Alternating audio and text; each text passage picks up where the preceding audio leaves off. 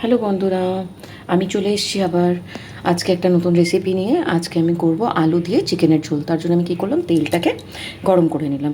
এবার কি করব, আমি এতে আলু এখানে নুন হলুদ দিয়ে মাখিয়ে রেখেছি, এটাকে আমি এক এক করে লাল করে ভেজে নেব।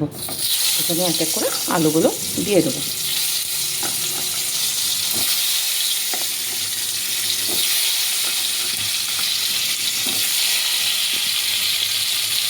আমি আলুগুলো একটুখানি নাড়িয়ে নিলাম, একটু উল্টে পাল্টে দিলাম, দেখো লাল লাল হয়ে গেছে। ব্যাস এবার এগুলোকে আমি নামিয়ে নেব, বের করে নেব।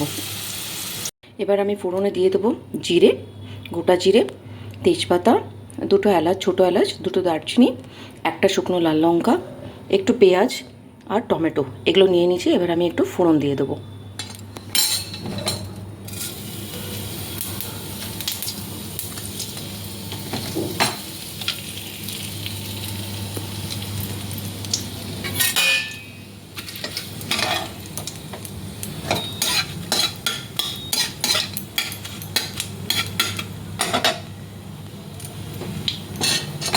এবার দিয়ে দিলাম পেঁয়াজগুলো।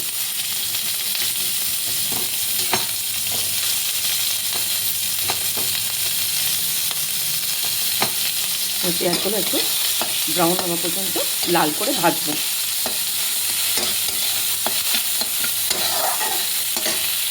পেঁয়াজটা লাল হয়ে গেছে, এবার আমি এতে দিয়ে দেবো টমেটোগুলো। টমেটো দেবার পরে এবার আমি এতে দিয়ে দেবো একটু নুন, সব মশলাগুলো দিয়ে দেবো। দিলাম একটু স্বাদ অনুসারে নুন, একটু হলুদ একটু দিয়ে দিলাম, একটুখানি দিলাম চিনি, একটু দিলাম কাশ্মীরি লঙ্কার গুঁড়ো,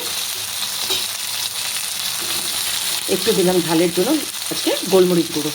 কাঁচা লঙ্কাটা কম দিয়েছি তাই আজকে দিলাম গোলমরিচ গুঁড়ো। ব্যাস এটাকে এবার একটু কষে নেবো, দিয়ে চিকেনটা দিয়ে দেবো।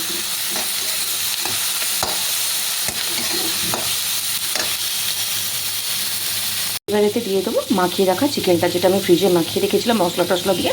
এবার এটা দিয়ে দেবো, দিয়ে দিলাম চিকেনটা। এবার আমি ব্যাস এটাকে কষতে থাকবো। একটু কষা হয়ে গেলে, যখন তেল ছেড়ে দেবে, তখন একটু আলুগুলো দিয়ে আর একটু নাড়িয়ে নেবো। দিয়ে আমি এটা পুরোটা শিফট করে দেবো কুকারে। আজকে আমি কুকারে করবো চিকেনটা, ভেরি সিম্পল। সবাই করো তোমরা, বাট তোমরা কে কীভাবে করো আমাকে একটু প্লিজ কমেন্টসে জানিও। দেখো আলুটা ঢেলে দিয়েছিলাম, তারপরে দেখো কালারটা ছেড়ে দিয়েছে, তেল বেরোনো শুরু হয়ে গেছে। এবার এটাকে আমি একটু গরম জল করতে দিয়েছি, এই গরম জলটা দিয়ে এবার কুকারে শিফট করে দেবো। ব্যাস দুটো সিটিতে দিয়ে দিয়ে ওটা বন্ধ করে রেখে দেবো কিছুক্ষণ, তারপরে খুলবো। আমি চিকেনগুলোকে কুকারে শিফট করে দিলাম। এবার আমি এতে জল দিয়ে দেবো,